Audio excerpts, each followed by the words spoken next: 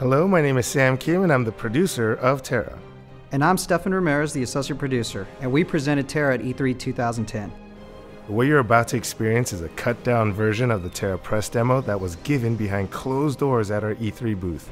Participants had the opportunity to experience the intense action combat in TERA and to play as 5 out of the 8 total playable classes to take down the evil Captain Marduk. Keep in mind that this isn't a trailer. It is a cut-down version of our demo and is built entirely from footage captured during one of our sessions. We're going to boil this down to a 5-minute recap that gives you a taste of the experience.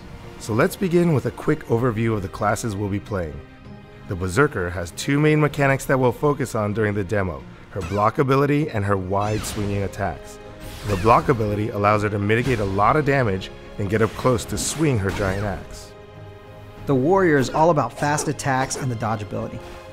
The dodge allows him to evade danger and engage quickly with his 2 swords.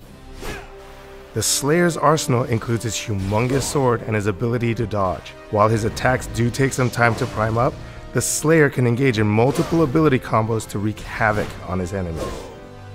The Sorcerer is our firecracker, dealing incredibly high damage but having low defense. She casts powerful spells from a safe distance to avoid danger.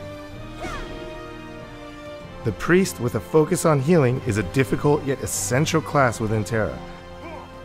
The Priest must maintain the party's health while deftly maneuvering to gain position and ensure the party's success. Needless to say, I've been the healer for all demos given its difficulty. A little bit about the setting. This demo takes place on Mistmore Island, one of the 80 rich and diverse environments of TERA.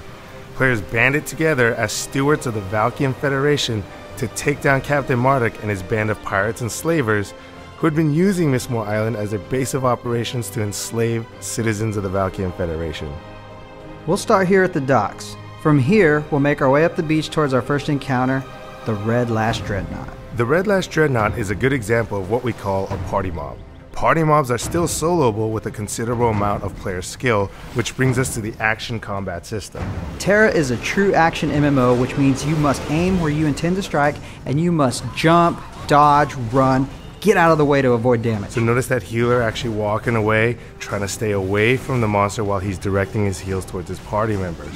Player skill is also a huge component of the action combat system, and understanding a monster's characteristics is essential. Players must focus their attention on the center of the screen to understand what the monster is doing in relation to themselves and their party members. Every monster has a unique set of abilities and spells, and will give you a hint prior to using its big attacks. Bam! Alright, you see right there, he just dropped his massive claws into the sand. Anybody nearby was stunned or knocked down.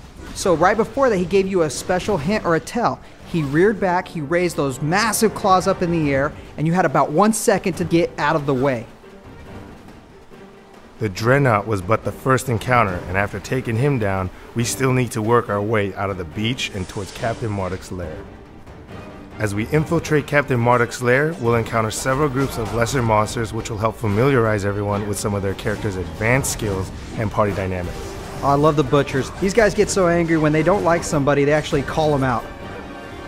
Every time someone new picks up the game, it's great to see how quickly they learn their advanced skills and engage their roles within the party. Warriors are mixing in their newly learned stun ability, sorcerers really start timing their charged spells well, slayers begin chaining skills together, berserkers come into their own with their knockdown ability, and our healer, well... The healer is always awesome. I attribute all successes to the healer and all failures to the lack of skill of the party. And now it's time to face Marduk. Captain Marduk is a serious challenge requiring players to apply everything we've covered during the demo, including basic skills, advanced skills, and party dynamics. Alright, whoa, right there, that's Marduk's stun ability. That's one of his special attacks. You'll notice right before he did that, he tapped his front foot twice, he reared back, and then he slammed the ground. Anybody close by, you were severely damaged, and you're definitely stunned. What you want to do is look for that tap. When he taps that foot, get out of the way. And that ties into what we're talking about when we say player skill is a huge component to TERA's combat. Timing, placement, direction, teamwork, and communication are all key elements to TERA's action combat. And Marduk is down. Nice one. We want to thank you for taking the time to watch this recap of our demo. And definitely check out TERA-online.com for any and all updates regarding our focus group tests and betas. Signing up for the newsletter will keep you updated on everything that's going on and make sure that you know how to get into the upcoming tests. Check out TERA coming 2011.